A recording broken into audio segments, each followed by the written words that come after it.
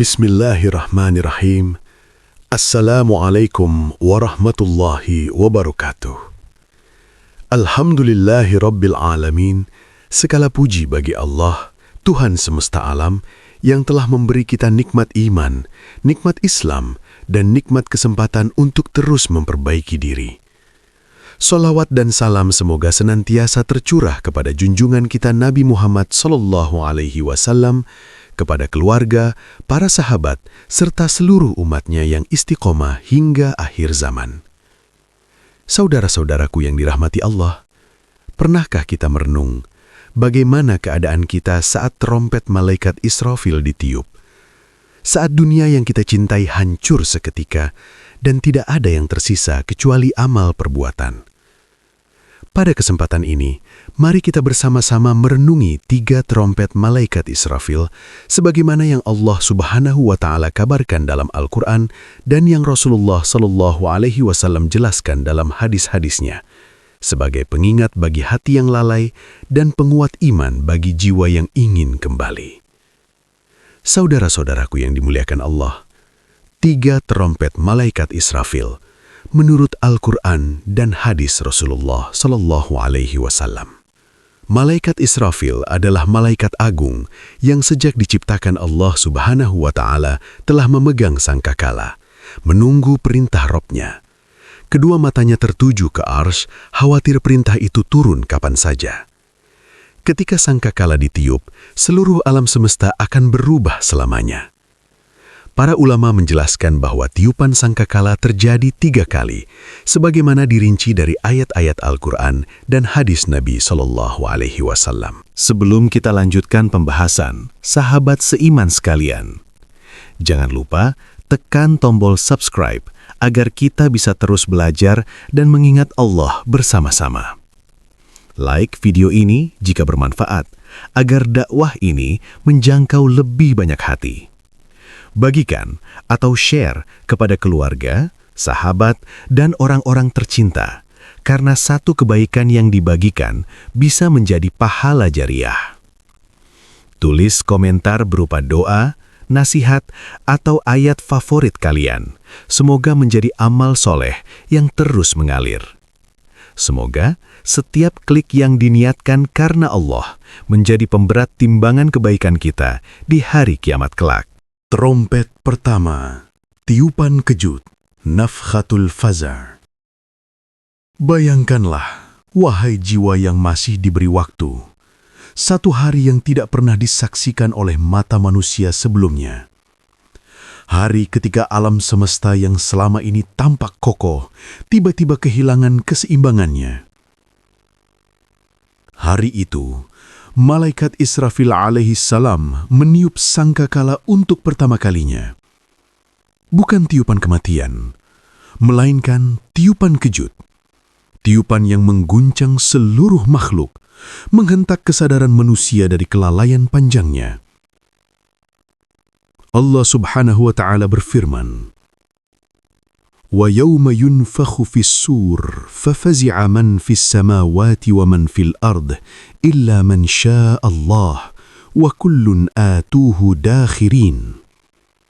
Dan ingatlah hari ketika sangkakala ditiup, maka terkejutlah siapa yang di langit dan di bumi, kecuali siapa yang dikehendaki Allah, dan semua datang kepadanya dalam keadaan hina.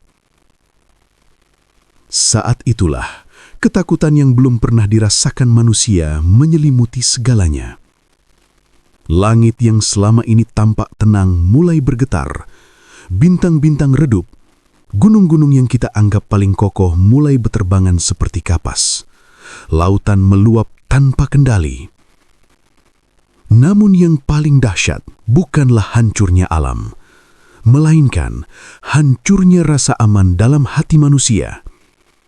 Manusia berlarian tanpa arah, harta yang dulu dibanggakan ditinggalkan, jabatan yang dulu diperebutkan tak lagi berarti. Suara tawa dunia berubah menjadi jeritan ketakutan. Pada tiupan ini, belum semua makhluk mati, tetapi seluruh makhluk sadar bahwa dunia tidak lagi bisa diandalkan, bahwa sesuatu yang jauh lebih besar sedang menanti. Anak lupa kepada orang tuanya. Sahabat lupa kepada sahabatnya.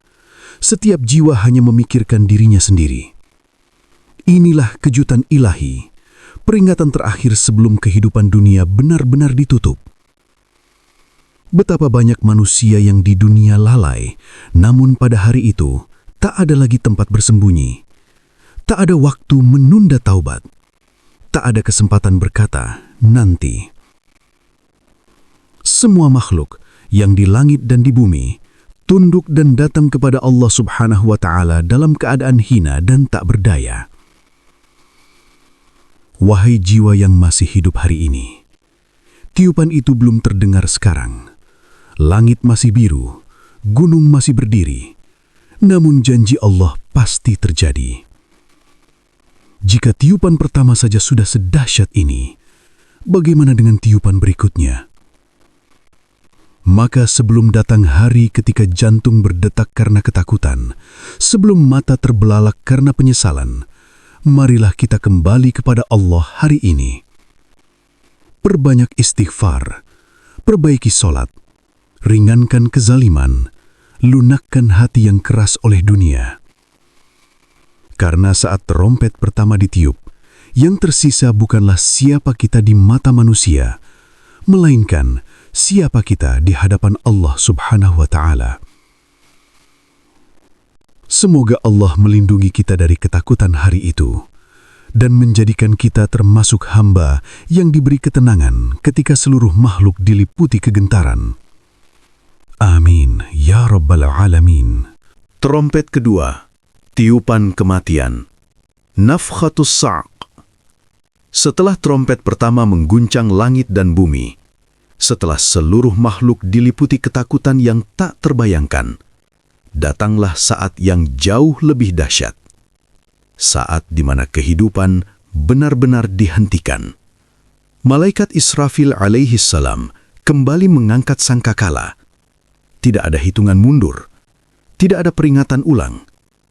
Ketika Allah memerintahkan, maka tiupan kedua pun dilepaskan. Allah Subhanahu wa Ta'ala berfirman, وَنُفِخَ فِي السُّورِ فَصَعِقَ مَنْ فِي السَّمَاوَاتِ وَمَنْ فِي الْأَرْضِ إِلَّا مَنْ شَاءَ اللَّهِ. Dan ditiuplah sangkakala, maka matilah semua yang di langit dan di bumi, kecuali siapa yang dikehendaki Allah. Inilah nafkhatus sa'q, tiupan kematian total. Bukan satu negeri, bukan satu zaman, tetapi seluruh alam semesta. Sekejap saja, seluruh denyut kehidupan terhenti. Manusia yang paling kuat roboh tanpa daya. Penguasa yang paling berkuasa tak mampu bertahan. Orang kaya, orang miskin, ulama, rakyat, semuanya sama. Sama-sama mati. Napas terputus, jantung berhenti, kesadaran sirna.